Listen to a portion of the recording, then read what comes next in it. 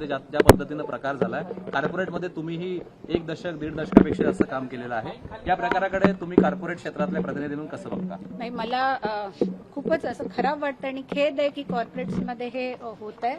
आणि काही प्रमाणात जेव्हाही हे होतं, माझ्या वेळेस पण मी जेव्हा ऍक्सिस बँकेत होती तेव्हा अशा केसेस माझ्या पुढे झालेल्या आहेत आणि विसिल ब्लोईंग होऊन त्या मुलांना प्रॉपर त्याच्या अगेन्स्ट लीगल ऍक्शन झालेली आहे, कॉर्पोरेट ऍक्शन झालेली आहे. तर मला वाटतं असं काही झालं तर ते झाल्या आपल्याला विसिल ब्लोईंग करणं जरुरी आहे, समाजाला हे सांगणं जरुरी आहे, आपल्या सिनियर्सना सांगणं जरुरी आहे.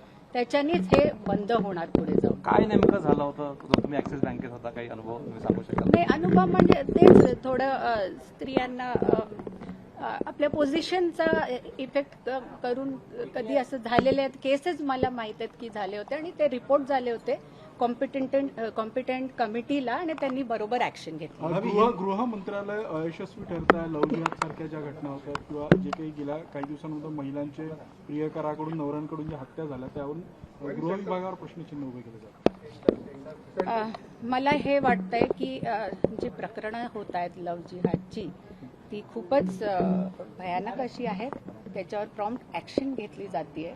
पण आता आपल्याला आपल्या मुलींना पण थोडं अलर्ट राहायला सांगणं जरुरी आहे की एकदा आपल्या कल्चरवर आपण खूप प्रामाणिकपणे आणि प्रेमाने आपला कल्चर फॉलो केला ना, असे केसेस नाही होत. आपले स्वतःचे जी यूथ आहे ना ती कन्फ्यूज